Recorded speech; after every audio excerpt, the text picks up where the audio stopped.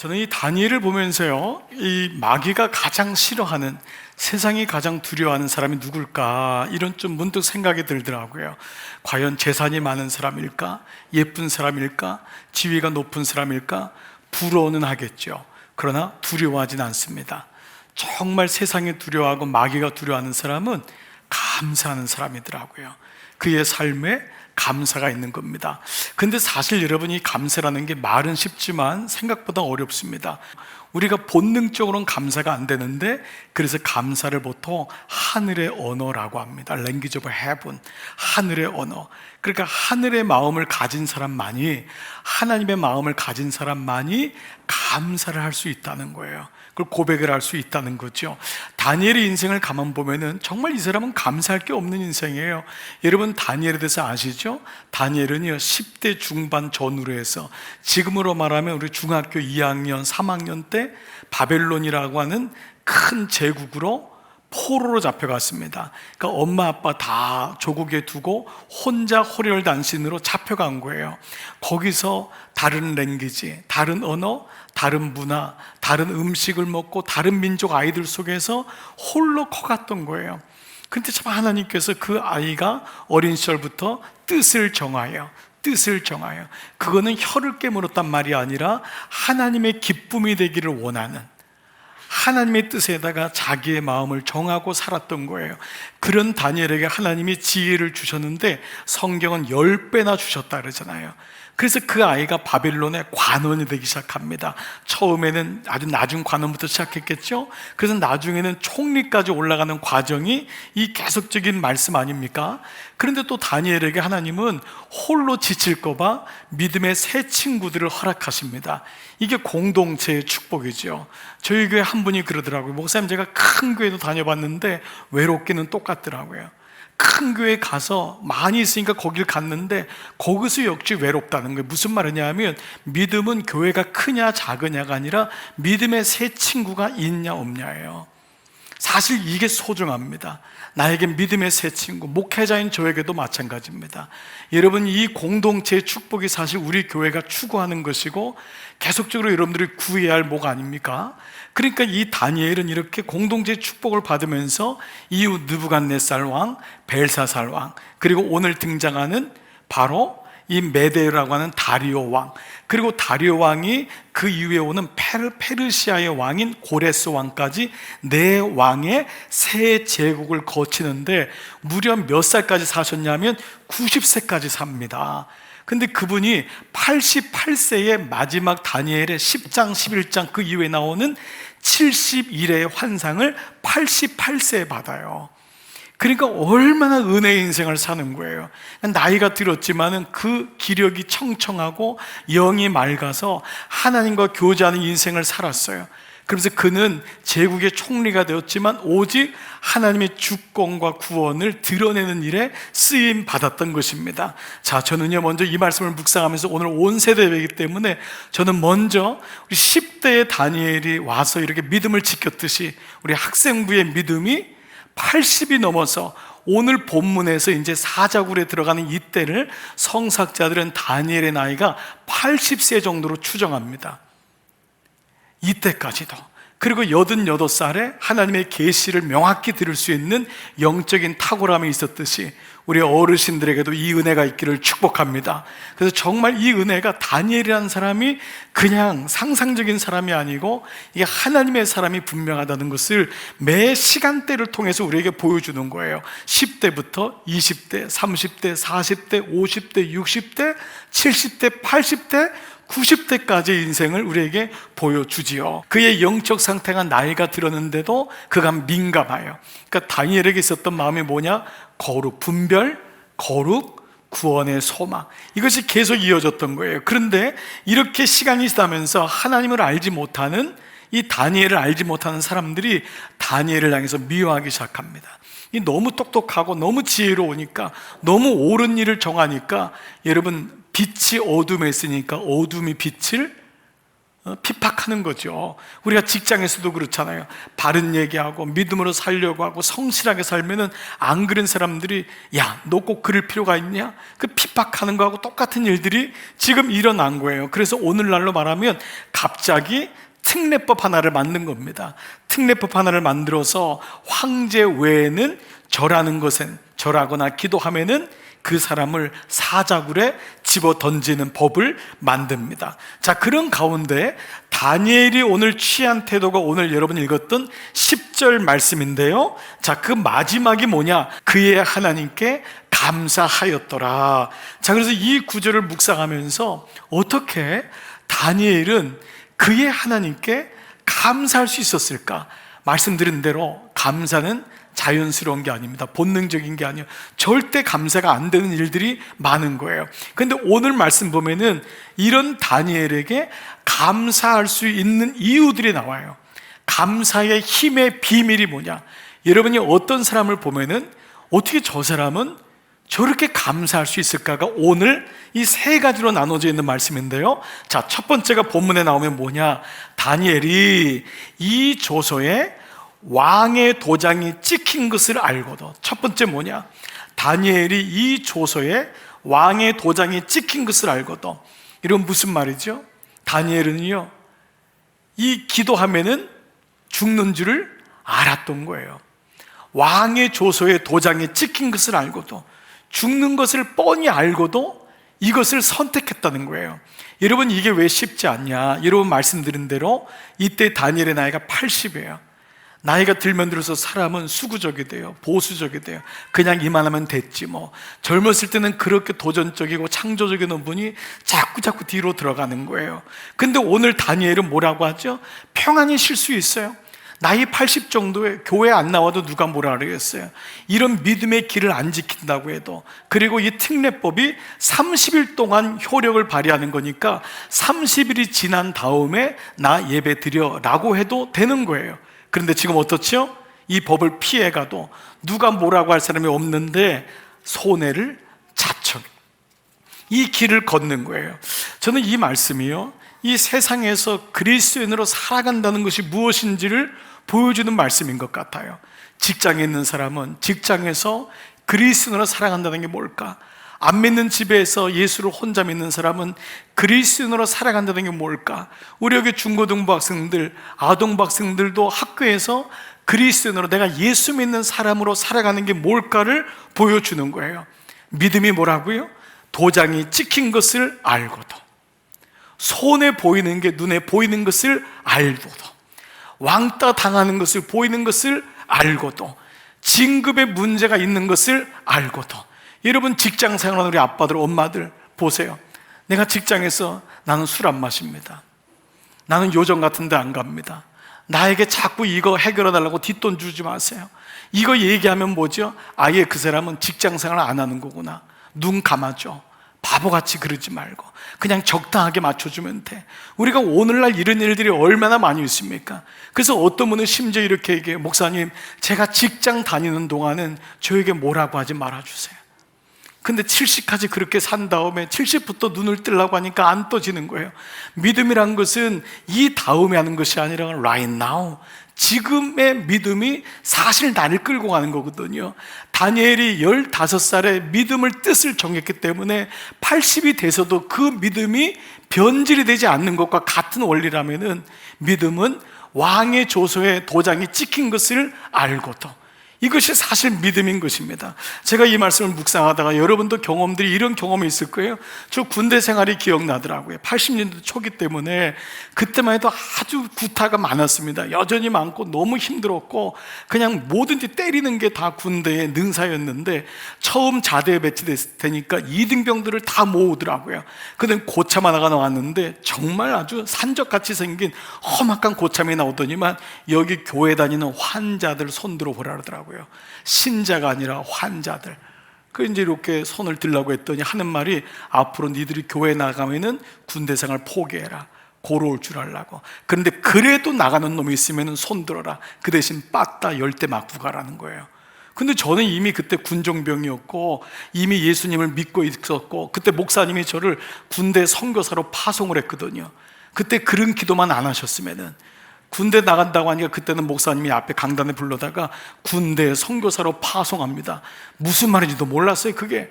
근데 그 생각이 나더라고요. 그래서 손을 들었더니 나오라고 하는데 정말 10대 때릴까 설마 했는데 10대 다 때리더라고요. 정말 죽도록 아팠어요. 그렇게 처음 맞으면, 처음이니까요.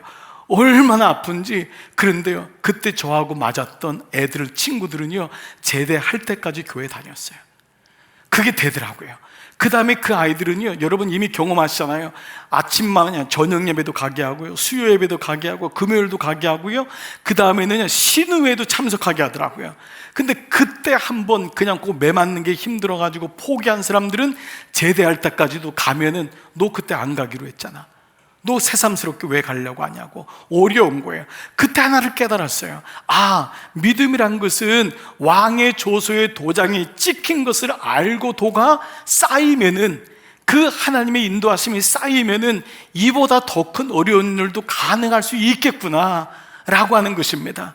믿음이란 것은 마치 마의 11m라고 합니다. 높은 데 올라가는 공수부대가요, 2만 미터, 3만 미터에서 떨어질 수가 없는데, 그게 사다리를 만들어 놓고 11m를 만들어 놓는 거예요.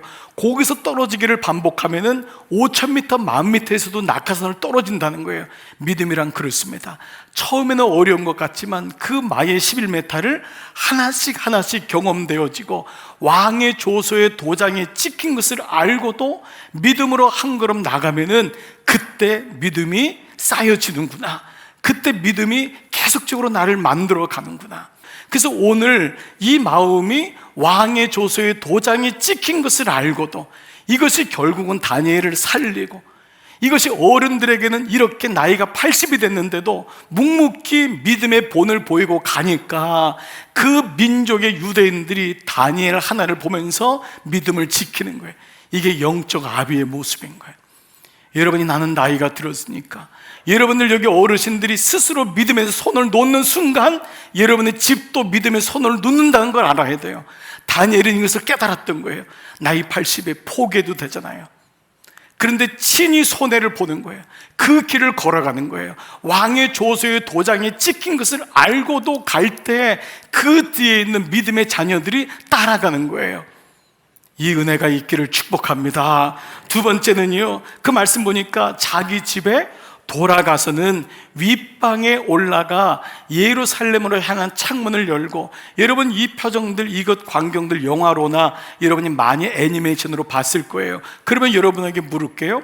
왜 다니엘은 예루살렘으로 향한 창문을 열었을까? 여러분은 기본적으로 예루살렘에 내 조국이 있으니까, 부모님이 있으니까, 무엇보다 성전이 있으니까 맞습니다. 그런데 이것은 단지 피상적인 건물이 있기 때문이 아니라 성사학자들은 다니엘이 이 말씀을 분명히 기억하고 붙잡았을 거라는 거예요. 그 말씀이 뭐냐면 열왕기상 8장 49절 말씀 띄워줘 보세요. 주의 이름을 위하여 건축한 성전이 있는 쪽을 향하여. 이 말씀은 이미 이스라엘이 바벨론으로, 페르시아로 다 디아스포라로 흩어질 것을 주님이 아셨던 것 같아요. 아셨겠죠? 그래서 주님의 이름으로 위하여 건축한 성전이 있는 쪽을 향하여 너가 어느 곳에 있든지 주께 기도하거든 주는 계신 곳 하늘에서, 그 바벨론의 하늘에서, 그 페르시아의 하늘에서, 그 하늘에서 너희의 기도와 간구를 들으시고 너희의 일을 돌아보실 것이다. 이 말씀을 다니엘은 어린 시절부터 알았던 거예요. 나는 비록 멀리 있지만은 주님의 계신 그 성전을 쪽을 볼 때 그 하늘에 계신 하나님이 너의 기도와 너의 간구를 들을 것이다. 즉 다니엘은 창문을 연 것은 그저 창문의 의미가 아니라 마음을 하나님께로 연 거예요. 마음을 연 거예요. 그래서 이런 의미로 본다면 기도한다는 것은 하나님을 향하여 마음의 창을 여는 거예요. 기도는 뭐예요? 내 간구만 드리는 것이 아닌 기도는 하나님을 향하여 내 마음의 창을 여는 거예요. 하늘의 창문을 여는 거예요. 많은 분들이 세상의 창문은 다 열어놔요. 그래서 세상의 잡동사니 지식이나 이런 인포들이, 이런 광고들이 들어오고, 애는 어떻게 키워야 되고, 좋은 곳 먹여야 되고, 영양은 이거 해야 되고, 좋은 학교 보내, 수 없는 창문들은 열려 있지만 하나님을 향한 창문들을 못 보는 가족들이 너무도 많아요. 제가 그래요. 젊은 엄마들한테 미안해요. 헛똑똑이 젊은 엄마들이 너무 많다. 애한테 좋은 건 다 해줄 줄 알면서 하늘의 창문은 보지 못하고, 이 지혜가 누구로부터 오는 줄 모르고, 그냥 학원 보내면 애가 잘 될 줄 알고, 좋은 것 주면 잘 될 줄 알고, 하늘의 창문이 없으면 똑똑은 한 것 같은데 헛똑똑입니다. 심지어 우리 아이들을 이 셀루폰도, 이 핸드폰도 이게 윈도우잖아요. 이 창문이 열리면서 10대 아이들, 중학교 애들이 경마 노름하고, 이것으로 카드 게임하고, 부모의 카드 다 쓰고, 어린아이 시절부터 애들이 이거 가지고 게임하고 하니까 하늘의 창은 보지 못하고 애들이 요것만 보는 거예요. 요것만, 요 조그만 창을 보면서 인생을 사니까 커지질 않는 거예요. 그래서 요즘 대안학교나 요즘 크리스찬 학교에서 컴퓨터 안 보는 걸 중고등부 때까지도 안 주는 거예요. 안 주는 거. 왜냐하면 아이들의 시각이 너무 작아지니까 매일마다 요거 보고 아는 것 같지만 맛있는 거 보면 찍고 요거 가지고 나누고 요것밖에 안 되는 거예요. 자연도 못 보고 하늘도 못 보고 하나님도 보지 못하는 아이들이 너무도 많은 거예요. 부모도 마찬가지입니다. 부모도 요것만 보고 아이를 기르는 거예요. 여러분이 하늘에 난 창을 보셔야 돼요. 노아의 방주에는 창이 지붕에 있었다고 했잖아요. 겉을 보면은 두려움에 빠지는 거예요. 사람들하고 비교하는 거예요. 하늘의 창이 방주에는 있었어요. 그렇습니다. 오늘 여러분, 이 말씀 속에서 다니엘은 세상의 창에 있는 치열한 환경 속에 살았지만 그는 세상의 창에 치이지 않고 하늘의 창을 바라보는 믿음이 있었던 거예요. 예루살렘 성전을 향하여 창을 열고, 여러분들의 마음을 열어보세요. 오늘 특별히 오랫동안 나오지 못하거나 그랬다가 오늘 용기 내서 오신 분들, 오늘 VIP로 오신 분들, 그리고 저를 비롯한 모든 교우님들, 믿음은 마음의 창을 하나님께로 여는 거예요. 이것이 안 되면 늘 강팍하게 되고 늘 마음이 녹슬어 있고 어렵습니다. 여러분의 마음이 활짝 열리기를 축복합니다. 그때 내 입에서 나도 모르게 감사합니다. 그때 부모님께 고마워요 엄마, 고마워 아빠, 이 고백이 되는 겁니다. 요거 보느라고 집에서 부부싸움하고 요거 보느라고 애들하고 다투는 가정이 한두 가정이 아니에요. 잠시 내려놓고 하늘을 보는 훈련, 이것이 우리 삶 속에 얼마나 중요한지를 보여줍니다. 마지막 세 번째, 다니엘은 어떻게 했죠? 말씀 보니까 전에 하던 대로 하루에 3번씩 무릎을 꿇고 기도하며, 전에 하던 대로. 이미 이 다니엘에게는 어린 시절부터 습관으로 가졌던 것이 있었던 거예요. 즉 삶의 하루에 매뉴얼이 있었습니다. 어떤 분은 아침에 일어나면 딱 하는 게 신문 보는 분이 있습니다. 어떤 분은 회사에서 온 이메일을 체크하는 게 일어나자마자 하는 분이 있고, 어떤 분은 이 컴퓨터 딱 들으는 분이 있고, 어떤 분은 일어나자마자 TV를 자동으로 켜는 분이 있고, 어떤 분은 일어나자마자 운동하는 분이 있습니다. 여러분, 삶의 모든 매뉴얼이 있는데 사실은 그 매뉴얼이 여러분을 만든 것입니다. 지금의 여러분의 모습은 갑자기 된 게 아닙니다. 그 삶의 전에 하던 대로가 나의 삶에 그대로 자리를 만드는 거예요. 그러면 예수님은 어떤 삶을 사셨을까? 다니엘은 도대체 전에 뭘 했길래 이렇게까지 하루에 3번씩 무릎을 꿇고 기도할 수 있었을까? 자, 예수님 말씀 보면은 누가복음 22장 39절, 예수께서 나가사 습관을 쫓아 전에 하던 대로, 전에 하던 대로 감람산에 가심에 제자들도 쫓았더니, 감람산은 겟세마네 동산이거든요. 예수님은 거기서 하나님의 음성을 들으면서 늘 습관을 쫓아 하나님의 음성을 듣고, 또 여러분 잘 아시는 마가복음 1장 35절, 오히려 새벽 미명에 한적한 곳에 가서 기도하시더니 늘 하루 시작할 때 하나님의 음성을 듣고 시작했던 거예요. 이걸 뭐죠? 우선순위라고 합니다. 이건 눈에 보이는 어항이지만 우리 모두에게 주어진 인생은 이 어항 같은 거예요. 어떤 사람도 처음부터 태어날 때 이 어항이 없는 사람은 없고, 이 어항이 채워진 사람은 아무도 없습니다. 다 MT 어항이에요. empty bottle로 우리 인생에 주어진 거예요. 하나님이 이것을 주었지만 여기다가 무엇을 집어넣느냐는 나의 선택인 거예요. 내가 예배를 드린다는 것은 무엇을 집어넣어야 되는지를 깨닫는 priority, 우선순위가 생겨지는 거예요. 그리고 내가 잘못 집어넣은 것을 꺼내는 작업을 회개라고 하잖아요. 그러면 우리 인생에 지금까지 많은 사람들은 어떻게 하죠? 바쁜 대로 그냥 할 수 없으니까 아침부터 일어나서 이런 잡동사니들을 집어넣습니다. 보이는 것은 아주 초록색깔로 예쁜 것 같지만 이것은 절대 예쁜 것이 아닙니다. 이것들은 세상 것들은 아주 예쁘게 보여요. 그래서 이것을 먼저 집어넣기를 원해요. 여러 가지 오는 종류들, 인포들 이런 것들을 들으면서 이걸 먼저 집어넣기를 원해요. 그런데 어느 날 예수님을 알게 되었어요. 내 인생 속에 예수님이 찾아오신 거예요. 다니엘이 하늘을 우러러보기 시작한 거예요.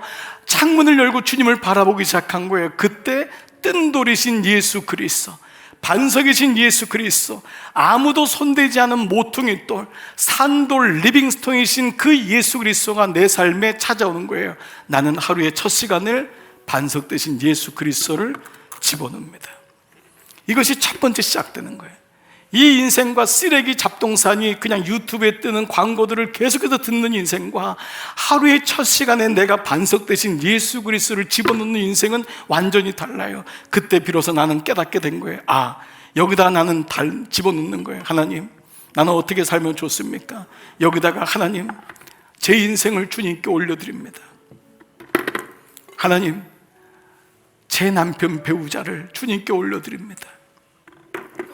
하나님, 제 자녀들이 있는데 이 아이들은 너무 약합니다. 이 아이들을 주님께 올려드립니다. 저희 가정에 연로하신 부모님 아직 예수 그리스도를 알지 못하지만 그분을 주님께 올려드립니다. 하나님, 내게 주신 기업과 직장을 주님께 올려드립니다. 이 기업이 주님 쓰시옵소서. 학생들, 우리 공부하는 학교, 나의 배움, 이 모든 과정들을 주님께 올려드립니다. 하나님, 내게 건강이 너무 약합니다. 주님, 나 건강을 주님께 올려드립니다. 나의 삶이라는 관계들을 주님께 올려드립니다. 이런 하나하나의 중요한 것들이 먼저 반석 대신 예수 그리스도에 세워진 다음에 그 다음에 나에게 있는 중요한 일들이 또 있잖아요. 가족과 믿음과 교회와 공동체와 관계가 아닌 것들을, 내게 필요한 것들, 직장에서 필요한 삶의 부분들, 이런 것들을 하나하나 집어넣을 것입니다. 그리고 나서 우리의 삶에는 내가 원하든 원하지 않든 모든 정보들이 내 삶에 들어올 거예요. 막는다고 안 들어오는 게 아니에요. 윈도우는 열려있기 때문에 계속 들어올 거예요. 이것이 내 삶에 들어와요. 원하지 않든 원하든 계속 들어오는 거예요. 이것이 TV를 켜든 신문을 보든 유튜브를 보든 계속 들어올 거예요. 자, 그런데 달라진 것이 있어요. 겉으로 보면 초록 색깔이 다 들어있는 것 같지만 세상 사람들은 분간을 하지 못하면 우리는 아는 거예요. 이 안에 반석 대신 예수 그리스도가 있다는 것을, 이 안에 질서가 잡혔다는 것을 아는 거예요. 겉으로는 똑같은 것 같은데 다른 거예요. 이것이 바로 전에 하던 대로. 왜 말씀 묵상이 중요합니까? 왜 오늘 아라니가, 왜 유집사님이 우리 가정에서 변화된 것이 왜 이렇게 중요합니까? 왜 아빠에게 말씀이 들리는 게 중요합니까? 여러분, 교회를 30년 다녀도 이 우선순위가 없는 이상은 나는 종교인인 거예요. 겉으로는 다 포장할 수 있어요. 금박지를 씌울 수 있어요. 그러나 이 안에 쓰레기가, 잡동사니가 있는 나인데 나는 알고 있잖아요. 그래서 이것을 회개하고 끄집어내고 다시 반석 대신 예수 그리스도. 그런데 그게 바로 힘이 되는 거예요. 그때 어려운 일이 와도, 그때 고난이 와도 오히려 감사할 수 있게, 오늘 다니엘의 마지막 고백, 그의 하나님께 감사하였더라. 그의 하나님께 감사하였더라. 오늘 나의 버전으로 바꿔보십시다. 나의 하나님께 감사하였더라. 그리고 다니엘의 믿음의 대가 오니까 할머니의 하나님께 감사하고, 할아버지의 하나님께 감사하고, 어머니의 하나님께 감사하고, 아버지의 하나님께 감사한 이 믿음이 계속적으로 우리 삶에 오는 것입니다. 사랑하는 여러분, 오늘 이 아침, 지난 한 해를 감사하는 추수감사절 아침, 여러분의 삶이 왕의 조소에 도장이 찍힌 것을 알고도 한 번만 통과하면 그 믿음의 인도하심이 쌓입니다. 두려워하지 마세요. 손해보는 것 같지만 하나님 바라보면서 한 번 거기를 걸으면 두 발자국 갈 수 있습니다. 그리고 내가 예루살렘의 창문을 향하여, 세상의 창문이 아닌 하나님의 창문을 향하여 마음을 열어보세요. 그리고 전에 하던 대로 하루에 3번씩 내 삶의 말씀의 루틴이 생기게 하옵소서. 오늘 이 은혜가 오늘 사랑하는 여러분 모두에게, 우리 자녀분들, 우리 아이들 여러분 모두에게 임하기를 주님의 이름으로 축복합니다.